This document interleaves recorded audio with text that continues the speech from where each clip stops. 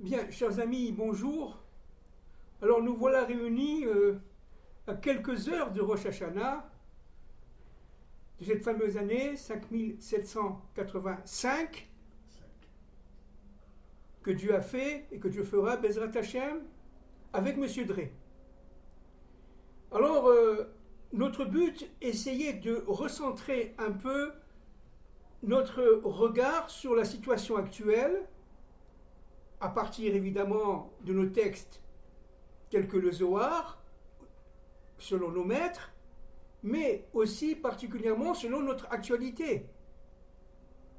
Nous avons hier détruit une bonne partie à Beyrouth des personnages qui ont entouré Nasrallah. Nous avons détruit aussi Nasrallah. Tout cela, évidemment, n'est pas fortuit. Il n'y a pas de hasard chez nous.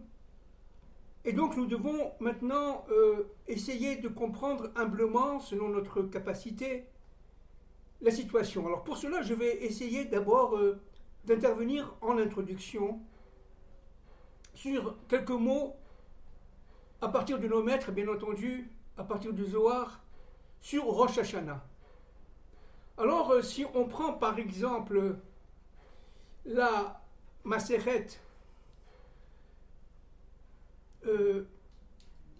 Rosh Hashanah, la première Mishnah, nos maîtres se posent la question de savoir si Rosh Hashanah, c'est-à-dire l'année à venir, est-ce que c'est une année relative à Israël ou relative à l'universel? La nouvelle année, pour Israël, ce n'est pas Rosh Hashanah. C'est le premier Nissan, dit le Talmud. Et le premier Nissan, pour nous, c'est l'année de la royauté. Alors pourquoi? Parce que pour nous, évidemment, notre travail, notre urgence, c'est de faire révéler la présence divine dans notre monde, la royauté dans le monde de la Asiya. Et lorsqu'on parle de la royauté, évidemment, on parle de la royauté divine. Et Rosh Hashanah, ça veut dire le premier Tishrei, serait l'année universelle pour les nations. Nous savons que le 25 Elul, comme par hasard c'était Shabbat dernier où nous avons liquidé Nasrallah et ses pères, eh bien c'est le jour de la création. Et le premier Tishrei, c'est le jour de la création d'Adam et de Ève, d'Adam Arishon. Ça veut dire le couple Adam et Ève. Ah, c'était un vendredi aux environs de midi.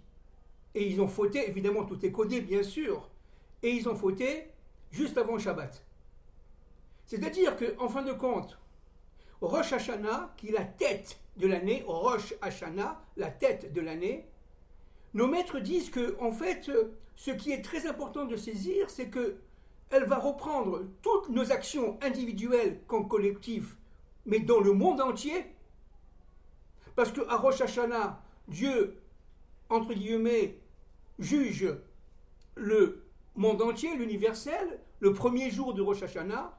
Le deuxième, le troisième jour de Rosh Hashanah, c'est Israël qui est, entre guillemets, jugé. Et donc, il faut comprendre que, en fait, le jugement est lié au din, c'est-à-dire au fait que dans l'extériorité, je dis bien dans l'extériorité, il y a faute, il y a obscurité, il y a, si vous voulez, dans notre environnement, un certain nombre de mécanismes, de situations qui nous font fauter parce que nous avons tous évidemment le Yetzer Hara. Et à ce niveau-là, au niveau de la faute extérieure, Dieu cache sa voile, sa face. Alors pour comprendre un peu ce que ça veut dire qu'on va essayer de comprendre d'abord le mot face. Face, c'est panim en hébreu. Panim est synonyme de pnimi. Ça veut dire intériorité. Lorsqu'on parle de la face de Dieu, on parle de l'intériorité de la pensée divine. Et dans ce cadre-là, Akadosh Baruch Hu va nous juger, mais dans notre extériorité. C'est pour ça que Rosh Hashanah est appelé Yom Hadin. Mais Rosh Hashanah a aussi deux assertions. Une première, c'est le Yom HaTeruah, le jour de la sonnerie de la corne de bélier, en hébreu on dit le shofar, mais aussi, et j'allais dire même surtout, le Yom HaZikaron. Alors on va essayer de comprendre un peu ce qui se passe. Adam Arishon avait le Zikaron, ça veut dire quoi? Ça veut dire la lumière intérieure, son intériorité était bonne, était pour le bien. Quand il a fauté avec son extériorité. Et c'est pareil pour nous, Israël. À l'intérieur de nous-mêmes, il y a du bien. On est complètement protégé par Dieu, Yudke Vavke. Mais dans notre extériorité, nous sommes jugés par les forces d'Elohim. Mais Hachem, ça veut dire Yudke Vavke, ou à Elohim. C'est-à-dire qu'en fin de compte, pourquoi on sonne du chauffard? C'est quoi le chauffard? En un mot, parce qu'évidemment, nos maîtres se développent cela presque à l'infini. Le chauffard, c'est la force, le souffle intérieur que nous avons et qui sort à travers une corde de bélier et qui porte d'ailleurs une seule note.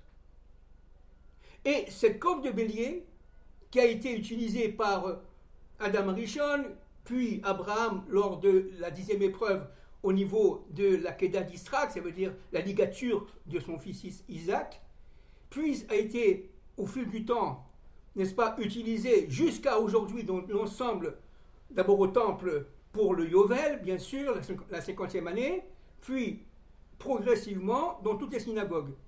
Quel est le but? Alors écoutez-moi bien, s'il vous plaît, en quelques secondes, bien entendu. Le but, c'est de faire le lien entre notre extériorité, nos fautes, et notre intériorité qui est le bien. C'est-à-dire qu'en fin de compte, ce lien entre l'extériorité et l'intériorité ne peut se faire que par le souffle intérieur de quoi? D'une corde de bélier. Mais la corde de bélier, qu'est-ce que c'est? C'est une corne d'un animal. Et entre parenthèses, la 50e d'année, non seulement on sonne la corde du bélier, 19 mètres, mais on sonne de la trompette. Alors quelle différence y a-t-il? C'est qu'au niveau de l'animal, c'est tout naturel. Même si c'est animal, nous sommes au niveau du nefesh, du bas niveau de l'âme, qui peut fauter, mais attention, nous sommes au niveau animal. Mais au niveau de la trompette, c'est du cuivre, c'est tout simplement un travail, un alliage qui a été produit par l'homme. Récupéré des mines et produit par l'homme. C'est un alliage industrialisé. Alors, quelle différence y a-t-il entre la trompette et la corne de bélier? C'est la corne de bélier parle de la, tout simplement, intériorité. Et la trompette, alors? Eh bien, elle sonne l'extériorité. Elle sonne l'extériorité. C'est-à-dire qu'au fin de compte, la 50e année, l'année du Yovel, eh bien, on sonne les deux. Pourquoi? Parce que le peuple doit comprendre à Jérusalem, à partir du temple de Jérusalem, qu'il y a un lien entre l'industrialisation, et on va y revenir avec M. Drey, et la nature animale de l'humain. Alors pour finir cette introduction rapide, il faut bien comprendre que Rosh Hashanah, c'est avant tout le Yom HaTeruah. Ça veut dire ce qui détermine Rosh Hashanah, c'est le chauffard, la corne de bélier. Si on ne chauffe pas D'abord, les Rachamim disent 9 fois. D'autres disent, bon, je ne veux pas rentrer dans les détails techniques, c'est très compliqué, 30 fois. Et le Zohar dit 101 fois. Il faut l'entendre. Bien.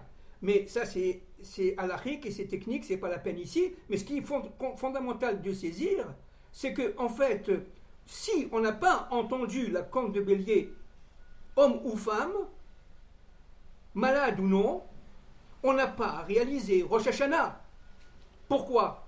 Parce que Rosh Hashanah, c'est en fin de compte un jour sublime, superbe, où Dieu juge, mais où Dieu se rappelle, Yom HaZikaron, Zikaron ça veut dire souvenir, où Dieu se souvient de l'intégrité de son peuple et de l'intégrité que le bien réside dans l'intériorité de ce peuple et dans l'intériorité d'Adam Arishon et dans l'intériorité du monde. C'est pour ça que Rosh Hashanah est lié d'abord à l'universel. Le jour de Rosh Hashanah, on va tout simplement juger, Dieu va juger l'universel. Pourquoi? Parce que l'universel est fait d'un certain nombre de, disons, d'êtres vivants qui ne descendent pas tous d'Adam et de Ève, on le sait, n'est-ce pas? Mais le but, c'est de réveiller à Rosh Hashanah la lumière intérieure, le Zikaron, des juifs et des non-juifs, qui descendent d'Adam et de Ève. Vous comprenez? Alors ça, c'est très très important. S'il y a un Rosh Hashanah d'Israël, il y aura un Rosh Hashanah de l'universel. Alors maintenant, essayons juste rapidement de comprendre ce qui s'est passé le 7 octobre. Je vais vous citer dans ce livre extraordinaire que je vous propose, encore une fois, vous le connaissez, de M. David Sada, Le point intérieur, aux éditions Albin Michel, vous le voyez, à la page 555, je vais citer Rashi. Voilà ce que dit Rashi. Écoutez bien. Les malédictions et les souffrances vous font tenir et vous gardent debout, Parashat Nitzavim, debout devant lui. Qu'est-ce que ça veut dire? Ça veut dire ce qui s'est passé à Simchat Torah l'année dernière, le 7 octobre 2023. En fin de compte, c'est une pédagogie de l'histoire. Dans l'extériorité d'Israël, il y a faute. Il y a même des gens parmi notre peuple qui voulaient diviser Israël en deux ou même en trois États. Il y a eu aussi faute au niveau moral, parce que, évidemment, on a, à Tel Aviv, par exemple, on avait interdit la prière de Yom Kippour pour les religieux, pour une raison très simple, qu'ils voulaient faire une prière commune entre hommes et femmes, ce qui nous est tout à fait interdit. Et donc, il y a eu aussi, évidemment, ces réjouissances, malheureusement, où de milliers de jeunes sont partis, jour de Simchat Torah. Et donc, Dieu a dit maintenant, au niveau du deal, ça suffit. Esther Panim. Mais par ce Esther Panim, qu'est-ce qu'il a fait? Il a, grâce au chauffard, grâce à la corne de bélier, parce qu'on a tous été saisis, il nous a fait rentrer dans notre intériorité. Et comment on rentre dans notre intériorité? Pour finir, par la tchouva, par le retour vers Dieu. C'est la tchouva qui est fondamentale. Et c'est pour ça qu'aujourd'hui, le peuple, non seulement progressivement, mais sûrement, se réveille, là où il est. De plus en plus, il comprend que, en fin de compte, on a fauté. Il y a une sorte de tchouva collective et de tchouva individuelle qui est absolument certaine, bien que non totalisante et non globalisante, mais progressive. Et ce travail, comme dit Rashi, de souffrance a permis tout simplement de nous tenir droit devant lui, Akadosh Baruch Hu, devant lui, le maître de tous les mondes. Et c'est ça le but du 7 octobre. Si on peut parler en quelques secondes, bien entendu. Alors maintenant, grâce, j'allais dire quelque chose qui est complètement fou, grâce au 7 octobre, grâce à la tchouva du 7 octobre, on va faire sortir l'ère de la délivrance. Pourquoi? Parce que tout simplement, nous sommes obligés de rentrer, on l'a dit tout à l'heure, dans notre intériorité. Et cette intériorité, elle est fondamentale. Parce que c'est là où réside le bien. Le mal, ce n'est que l'extériorité, dit le Zohar, du bien. Voilà, je vais céder la parole à mon ami. Juste un mot. Le mal, on va le voir avec lui, est partout aujourd'hui. Nos ennemis, Hamas, Hezbollah, Iran, etc., Houthi, ont eu l'impression de dominer la situation. En fin de compte, ils ne dominaient rien du tout. Et ils ont l'impression qu'Israël était divisé, séparé, prêt à se suicider, comme un corban. Et en fin de compte, un autre peuple a surgi. On peut dire même, pour finir, que le peuple qui a surgi après le 7 octobre 2023, c'est le peuple de la délivrance en Israël. Voilà, je passe la parole à mon ami, Monsieur Drey. Oui, pour enchaîner, on peut dire effectivement que c'est une nouvelle délivrance. Les pionniers qui avaient fondé l'État d'Israël et qui célébraient la date de l'indépendance en 1948 pensaient avoir accompli le plan de l'histoire, mais les arcanes du plan divin n'appartiennent pas à l'homme, et au fur et à mesure du développement de l'État d'Israël a surgi cette problématique insoluble qui était le fait qu'on appelle palestinien, mais que nous appelons le combat contre Amalek, et qui, en fin de compte, a empoisonné la vie de l'État d'Israël depuis de nombreuses années.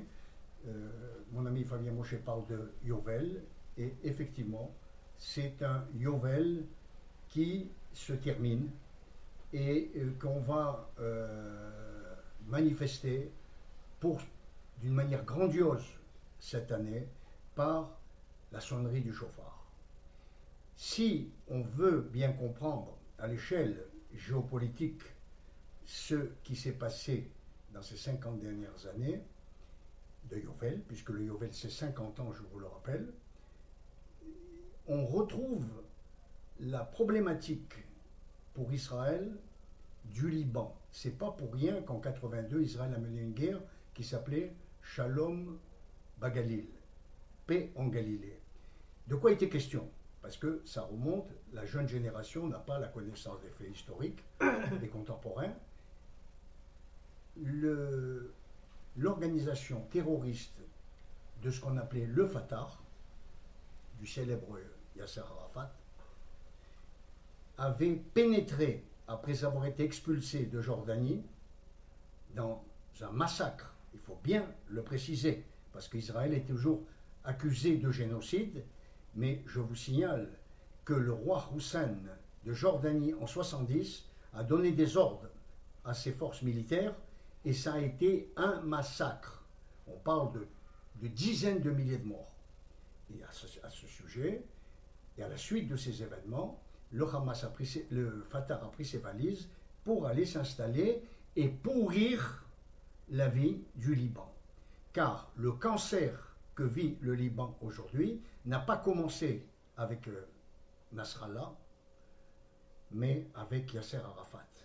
Or, Israël, il fallait qu'elle démasque les ennemis cachés qui ont entravé sa marche vers sa rédemption et vers la rédemption de l'humanité.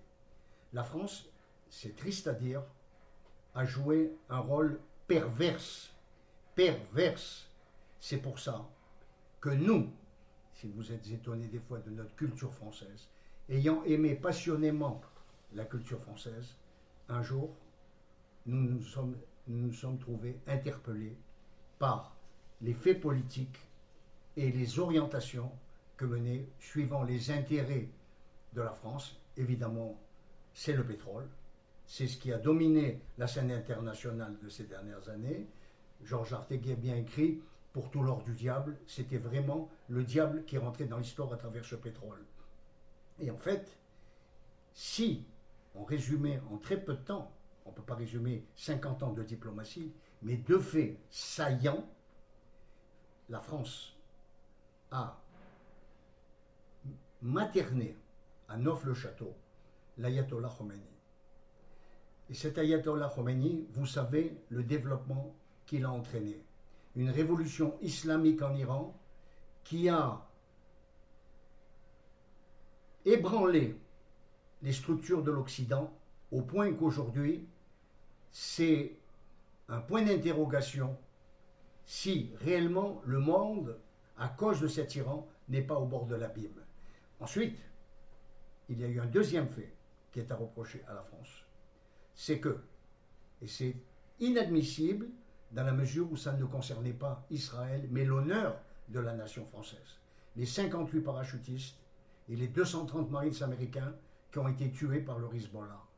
La France a accepté le rôle, c'était François Mitterrand qui a pris cette responsabilité, d'évacuer sous le contrôle de la Légion étrangère les forces du Fatah qui étaient à la merci d'Israël, les évacuer vers Tunis. C'est-à-dire qu'à ce moment-là, on était dans un carrefour comme aujourd'hui de destruction de cette organisation terroriste perverse qui était un cancer, non seulement pour Israël, mais pour le monde. Et en fait, je me rappelle, et j'ai été sidéré parce que je n'ai jamais vu sur les médias européens des camions et des camions militaires israéliens parcourir des tunnels énormes, comme on voit aujourd'hui du Hezbollah, ce doit être une partie des mêmes, pour évacuer le matériel militaire. C'est-à-dire que, à l'époque, dans les années 80, le Liban était déjà complètement gangréné. Alors, l'évacuation de ces forces, de ce qu'on appelait l'organisation terroriste Fatah, eh bien, le Hezbollah a pris la relève, une organisation militante chiite qui se disait proche de Dieu, mais d'un Dieu que Israël ne connaît pas, un faux Dieu, puisque ce Dieu-là ne demande qu'une chose, c'est la destruction de l'État d'Israël. Vous savez très bien vous-même que représente Israël dans l'humanité. La mission d'Israël dans l'humanité, c'est d'être le lien entre le Créateur et l'universel. C'est pour ça que la fin des temps est attendue avec impatience depuis des siècles, parce que c'est à ce moment-là qu'Israël délivrera son message. Qu'Israël délivrera son message, mais après un enfantement qui a duré 2000 ans. Cet enfantement qui a duré 2000 ans, nous avions pensé qu'il se terminait à la création de l'État d'Israël avec l'enthousiasme des nations qui accueillaient cet événement. Malheureusement, la réunification de Jérusalem en 67 a rabattu les cartes et on est rentré à reculons sur la scène de l'histoire pour nous amener aujourd'hui à l'impasse que vous connaissez et dont Fabien Mochet a parlé dans l'événement du 7 octobre. Au niveau humain, c'est tragique, mais dans le cadre du plan du vin, il faut comprendre qu'Israël était au carrefour de son destin, pas vis-à-vis d'ennemis extérieurs, d'un ennemi secret intérieur. Quand les Hébreux sont sortis d'Égypte, ils sont sortis sur la conduite de Moshe avec ce qu'on appelle Erev Rav, la tourbe. La tourbe, ce sont tous les Égyptiens qui ont suivi des esclaves juifs libérés qui venaient vers la terre promise. Et en fait, cette conquête a duré 40 ans. 40 ans de désert. Or, ça fait plus de 40 ans maintenant que les événements s'accélèrent au Moyen-Orient, que on nous reproche de ne pas avoir réagi suffisamment rapidement avec ce qui s'est passé le 7 octobre, quand toutes ces hordes de barbares sont rentrées. Mais il faut dire qu'il y avait eu précédemment 3 opérations à Gaza. Et à chaque fois, les nations nous arrêtaient sur le fil. Il est évident que Israël, dans ce conflit qu'il mène actuellement, a eu un homme d'une envergure exceptionnelle qui s'appelle Binyamin Netanyahou. Je ne connais pas un dirigeant en Israël qui a une telle carrure, car ce n'est pas les décisions d'une guerre logistique sur le terrain, mais c'est un affrontement diplomatique secret avec la principale puissance du monde, les États-Unis. Je vous le dis, le cœur serré, une partie des otages ont été libérés. Il aurait pu avoir une suite très favorable et à très bref délai si les Américains ne nous avaient pas imposé 500 camions par jour pour nourrir la bête. Pour nourrir la bête, il fallait la prendre au collet à la gorge. Et en fin de compte, on leur a donné des conditions qui font que nos otages sont toujours des otages et que Dieu fasse qu'il y ait un miracle qu'on les revoie vivants. Bien, moi là, je voudrais intervenir et remettre un peu ce qu'a dit Louis, Monsieur Drey, dans la perspective de l'histoire. Si les Américains ont tout fait pour empêcher Israël de vaincre, ils continuent d'ailleurs aujourd'hui, en poussant Israël à une sorte de paix entre guillemets au Liban et de paix entre guillemets avec le Hamas, pour une raison très simple. C'est que tout simplement, les Américains et derrière eux le plan mondialiste ne peut en aucun cas accepter un Israël souverain, indépendant et fort. En aucun cas. Pourquoi? Parce qu'un État israélien souverain, indépendant et puissant serait pour eux une contradiction de leur propre histoire.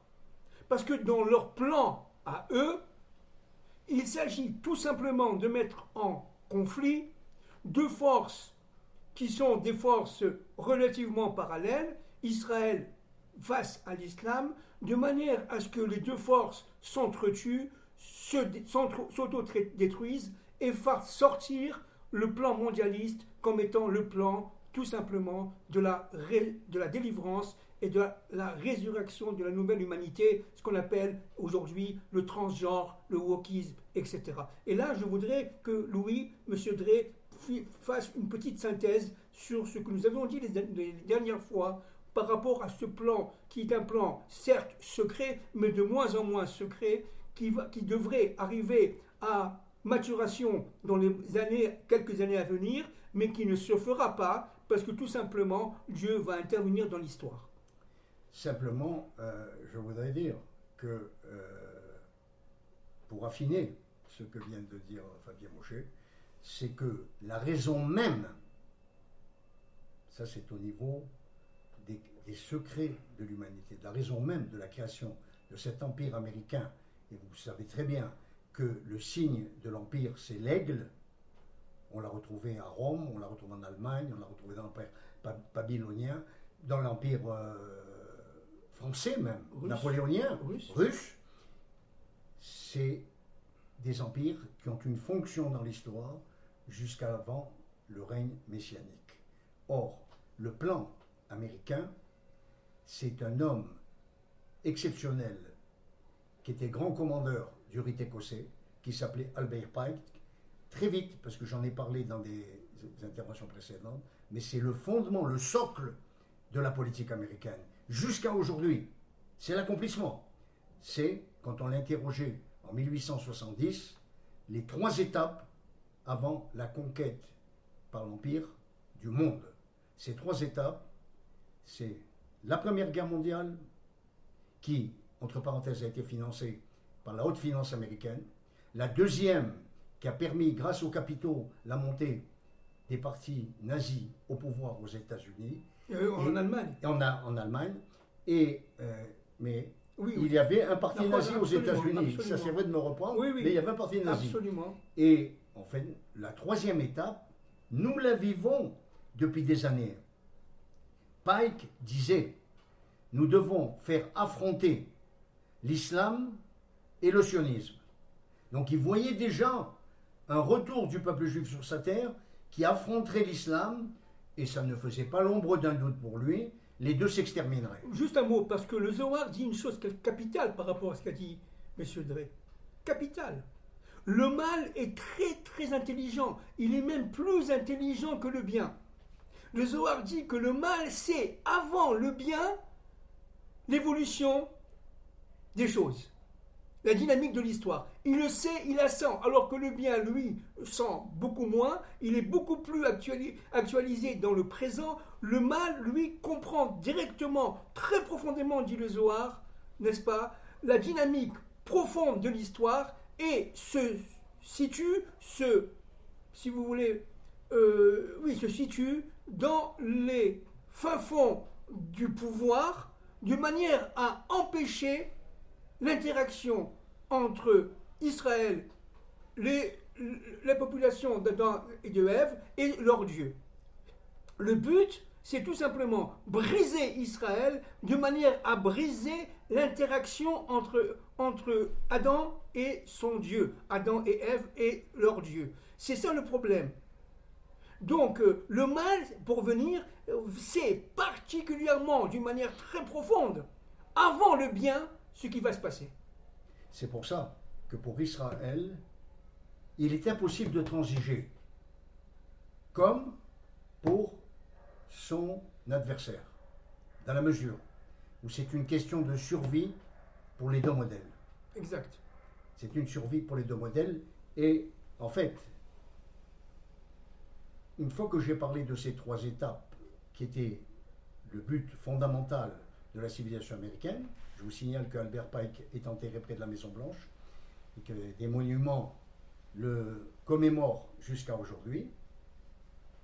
La finalité, c'était ce qu'on vit d'abord depuis 50 ans d'une manière cachée, mais qui se dévoile de plus en plus aujourd'hui, à savoir le règne d'un gouvernement mondial où les individus seraient assujettis à un pouvoir mondial qui mènerait une politique qu'on peut qualifier d'esclavagiste, car pour ce pouvoir mondial, la colonne vertébrale de sa doctrine, c'est couper l'homme de la transcendance. C'est exactement ça.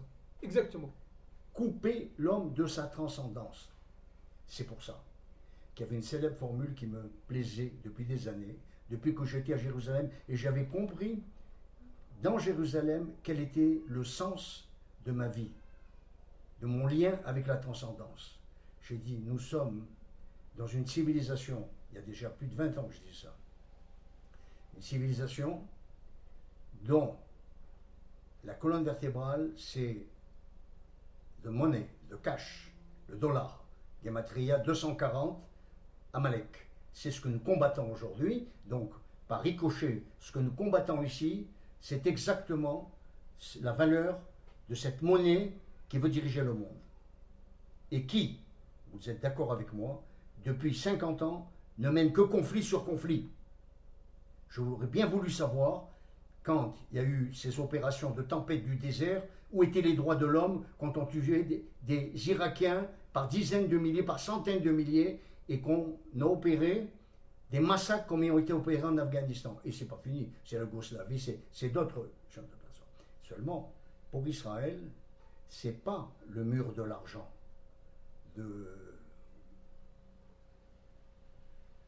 pour Israël, sa symbolique, c'est le recueillement qu'a ce peuple juif devant ce mur millénaire qui est le reste qui a subsisté du temple de Jérusalem. C'est le temple, c'est le mur qui nous lie à Dieu, à la transcendance. Par contre, à Wall Street, c'est un mur de sable, c'est un mur d'argent. On sait très bien que l'argent ne peut pas uniquement diriger une autre. Toutes les civilisations se sont effondrées. Bien, je voudrais juste ici, en tant qu'économiste, rappeler, parce que les auditeurs me connaissent et savent que je suis économiste, et en un mot, l'argent qui est créé aujourd'hui, notamment par la Federal Reserve Bank, est de l'argent qui n'a pas de contrepartie. C'est-à-dire qu'il crée de la monnaie, il crée soi-disant des richesses qui n'ont aucune contrepartie réelle, comme on dirait en économie. Ce sont tout simplement de la monnaie, c'est de la monnaie fictive. C'est de la monnaie qui n'a pas, Virtuelle. tout simplement, virtuelle, fictive, virtuelle, qui n'a pas d'existence propre et que véritablement, lorsque les choses seront de plus en plus claires pour l'ensemble des populations, eh bien, on s'apercevra tout simplement que notre épargne, qui, pensions-nous, était réelle, elle était en fait fictive.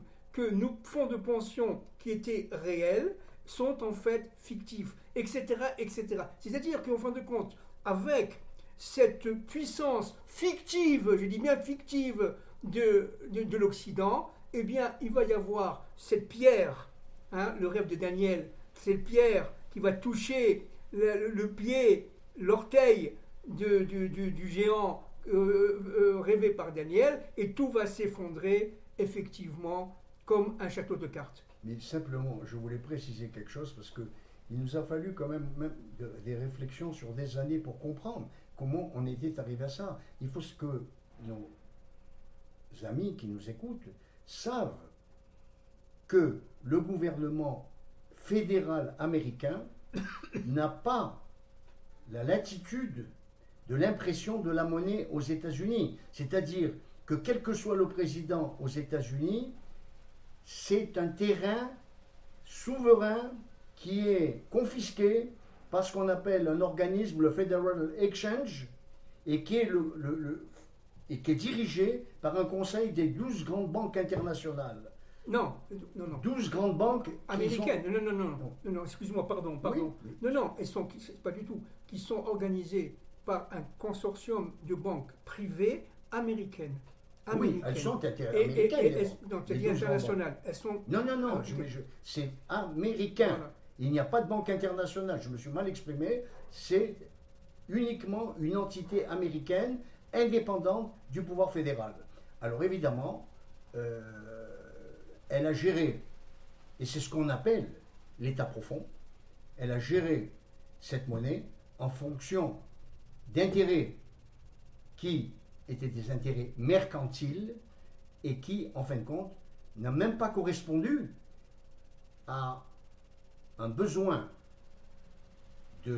d'assises, de solidité pour un État comme l'État américain qui aujourd'hui est dans une situation d'effondrement. Il ne faut pas se le cacher.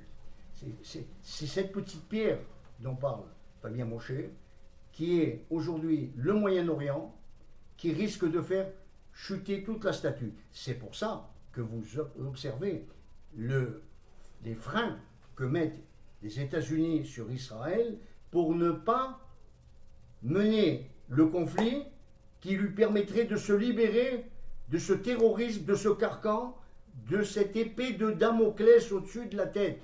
Car se libérer de cette épée signifierait pour les États-Unis, d'abord, un Israël beaucoup plus souverain et plus détaché de cet impérialisme américain, et deuxièmement, pourrait peut-être les confronter au danger iranien et à un conflit dont ils ne savent pas où il mènerait. D'autant que, vous le savez, l'Iran a des accords avec la Russie et la Chine. Donc on est dans un ensemble de dominos géopolitiques. C'est pour ça que j'aurais voulu, avec votre permission, j'avais obtenu un rapport très secret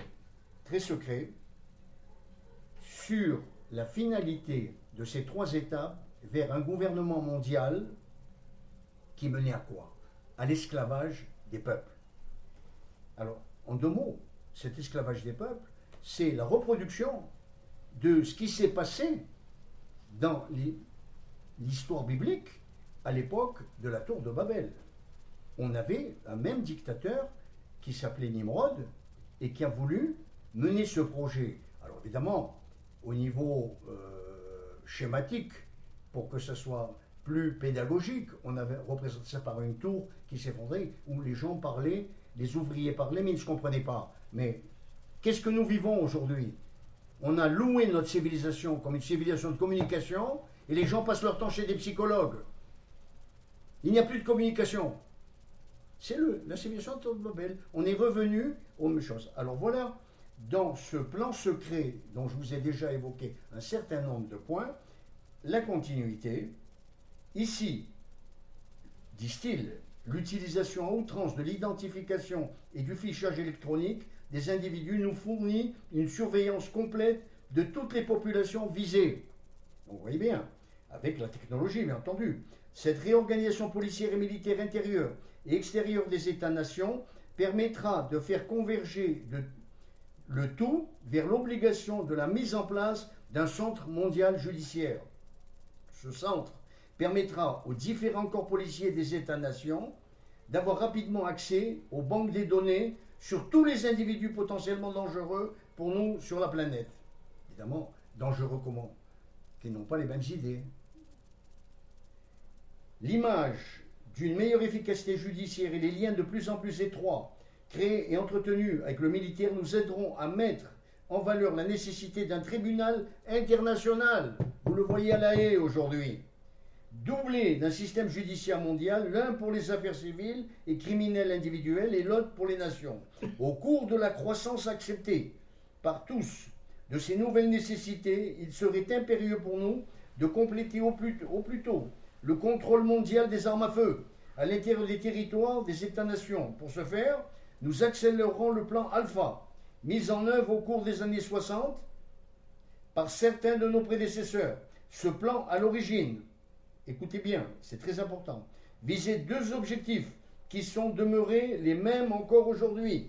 Par l'intervention de tireurs fous, je ne vous fais pas de dessin sur ce qui s'est passé ces derniers temps. Créer un climat d'insécurité dans les populations pour amener un contrôle plus serré des armes à feu. Orienter les actes de violence de manière à en faire porter la responsabilité par des extrémistes religieux, des malades psychiatriques bien entendu, ou des personnes affiliées à des allégeances religieuses de tendance traditionnelle ou encore des personnes prétendant avoir des communications privilégiées avec Dieu. Tous les attentats de ces dernières années en France sont de l'ordre du psychiatrique. Il n'y a aucun acte malveillant, il faut les traiter dans des asiles psychiatriques. Voilà. Alors, pour aller plus loin, les individus ayant une conscience judéo-chrétienne, cette restructuration des corps policiers et militaires nous permettra de limoger sans contestation le personnel âgé, de même que tous les éléments ne véhiculant pas les principes mondialistes. Ceux-ci seront remplacés par des jeunes recrues dépourvus de conscience et de morale, et déjà tout entraînés et favorables à l'usage inconsidéré de notre technologie des réseaux électroniques. On le voit bien avec le gouvernement français, on voit bien avec le gouvernement Exactement. français. Dans un même temps, et toujours sous le prétexte de coupures budgétaires, nous veillerons au transfert des bases militaires des États-nations vers l'Organisation des États-Unis. Dans cette perspective, nous travaillerons à la réorganisation des mandats internationaux des Nations Unies. De force de paix sans pouvoir décisionnel, nous l'amènerons à devenir une force d'intervention où seront fondues en un tout homogène les forces militaires des États-nations, c'est-à-dire qu'on leur retirera toute leur souveraineté. Un État qui n'a plus de pouvoir militaire, de pouvoir policier. Il est question actuellement de créer une armée européenne. Voilà. Ceci nous permettra d'effectuer sans combat la démilitarisation de tous les États, de manière à ce qu'aucun d'entre eux, dans l'avenir, ne soit suffisamment puissant pour remettre en question notre pouvoir mondial. Pour accélérer ce processus de transfert, nous impliquerons la force actuelle des Nations Unies dans des conflits impossibles à régler. Le Moyen-Orient aujourd'hui. De cette manière, et avec l'aide des médias que nous contrôlons, nous montrerons aux populations l'impuissance et l'inutilité de cette force dans sa forme actuelle, c'est-à-dire se soumettre. Les frustrations aidant et poussé à son paroxysme au moment voulu, poussera les populations des États-nations à supplier les instances internationales de former une telle force multinationale au plus tôt afin de les protéger à tout prix pour la paix, c'est-à-dire se passer un collier et devenir des des serfs, comme au Moyen-Âge. L'apparition prochaine de cette volonté mondiale d'une force militaire multinationale ira de pair avec l'instauration à l'intérieur des États-nations d'une force d'intervention multijuridictionnelle. Cette combinaison des effectifs, et je vais arrêter là, parce qu'il y a d'autres points, les militaires créent à même le prétexte de l'augmentation de l'instabilité politique et sociale, ce qu'on voit aujourd'hui partout, grandissante à l'intérieur de ces États, croulant sous le fardeau des problèmes économiques.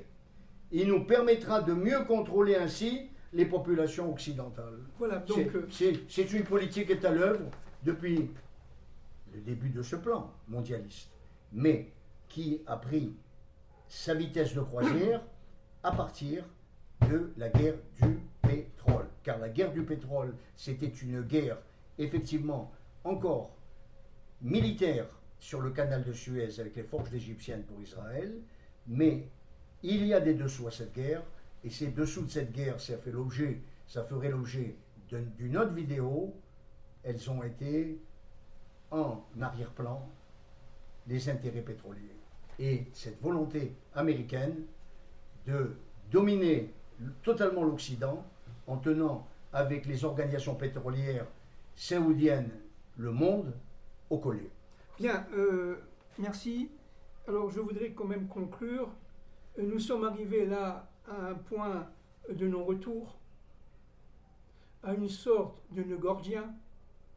Nous sommes arrivés maintenant au fait que le mal est de plus en plus, disons, démasqué. Le fait qu'il croit, comme les Houthis, comme le Hamas, ou comme le Hezbollah, ou comme l'Iran, à être arrivé au sommet, au summum de sa puissance, mais en fin de compte, comme le Hezbollah et comme le Hamas, ils s'effondreront sur leur base, pour une raison très simple, qu'ils ont construit tout simplement sur du sable. Ils ont construit sur du sable. Pourquoi?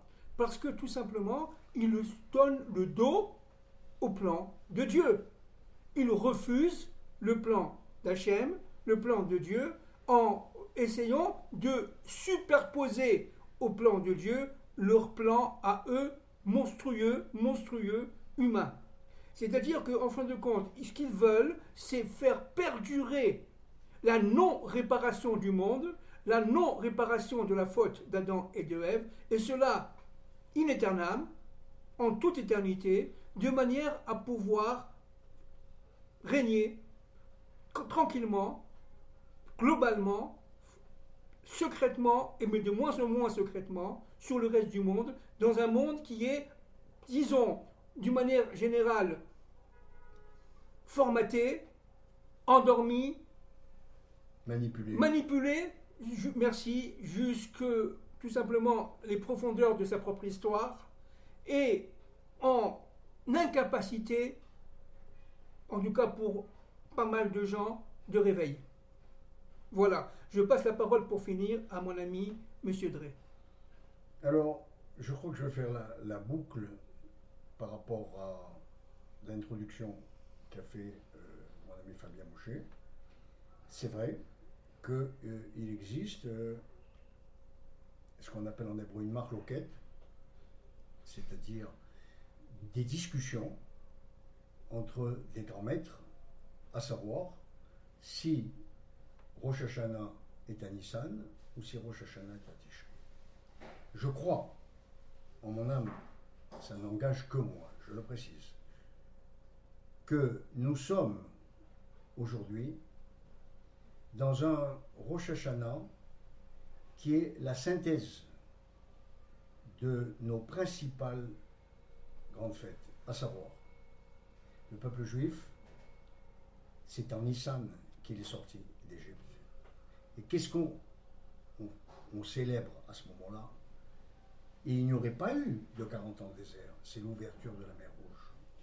C'est ce que prépare le maître de l'univers pour sortir l'humanité dans son désert spirituel. Donc, dans ce Rosh Hashanah, nous avons la dimension d'un Pessah, une sortie de l'humanité. Et nous avons également quelque chose qui est fondamental dans la combativité du peuple juif, cet épisode de l'histoire contre la puissance grecque, les fêtes de Hanouka. Ces fêtes de Hanouka, c'est la combativité des Hashmonaïm, les Asmonéens, comme on dit en français, qui se sont opposés à un empire également. L'empire séleucide, l'empire grec, c'était cette culture qui voulait imposer, comme Rome a voulu imposer à Jérusalem leur domination. Et vous voyez bien, que ce soit l'empire grec, que ce soit l'empire romain, que ce soit l'empire des différentes civilisations qui ont voulu dominer Jérusalem, Jérusalem est toujours resté un désert. Il s'est ouvert, il a refleuri quand des mains juives sont venues défricher la terre, suer sang et eau et mourir de la malaria pour remettre en valeur cette terre qui n'attendait que depuis 2000 ans. Alors, je pense que dans cette synthèse de ces trois fêtes, de ces trois commémorations, nous allons vivre un Pessah, un Rosh Hashanah exceptionnel, où il faudra vraiment tendre l'oreille pour s'imprégner au maximum du son du chauffard. Bien, alors juste un mot de conclusion, un point qui est pas fondamental. Nos maîtres dans le Zohar disent qu'à la fin des temps de l'histoire, je crois que je l'ai dit plusieurs fois, à la fin des temps de l'histoire, il y aura 50 fois plus de nissim, de miracles et de niflaot que ceux qui ont été programmés pour la première sortie d'Égypte au temps de Moïse. C'est-à-dire que là, nous sommes arrivés dans un temps de bénédiction, non seulement pour Israël, mais a posteriori, je dis bien a posteriori, pour le monde. Pour l'instant, le monde est en jugement, les nations vont être jugées, et quand Dieu juge, oi oi oi là nous on sait ce que ça veut dire, nous on sait ce que ça veut dire, n'est-ce pas? Parce que le monde est rentré dans une extériorité indéfendable, obscurcie à outrance, et Dieu va intervenir pour simplement détruire le mal, de manière à ce que l'extériorité des nations rejoigne l'intériorité des nations, et les deux joignables, eh bien, retrouvent l'intériorité et l'extériorité d'Israël. Je répète, Israël, nation, est un couple. Israël étant Adam, dit le Rajbi, Rabbi Shimon Bar Yochai dans le Zohar, et les nations, c'est Chava. Les nations représentent le côté féminin, mais dans le côté féminin, vous avez aussi, bien entendu, le côté masculin. Et dans le côté masculin d'Israël, vous avez aussi le côté féminin. C'est-à-dire que la réalisation d'Israël est féminine, mais pour cela, elle a besoin de la terre d'Israël. Et les nations, pour pouvoir réaliser ce qu'elles reçoivent par leur côté masculin, eh bien, elles ont besoin d'un espace qui est désinfecté. Voilà, merci beaucoup. Juste un mot. Soyons forts. Juste un mot. Nous sommes au rendez-vous de l'histoire. Voilà, c'est ça. Alors soyons forts, que Dieu nous protège, que soyons solidaires, soyons conscients de l'urgence des événements, de l'importance extraordinaire des événements. Tout est pour le bien. Donc il faut être extrêmement joyeux. Hein? La simcha, a les mêmes lettres que le Mashiach. D'accord? C'est-à-dire que nous sommes arrivés carrément aux portes de la délivrance finale. Merci beaucoup.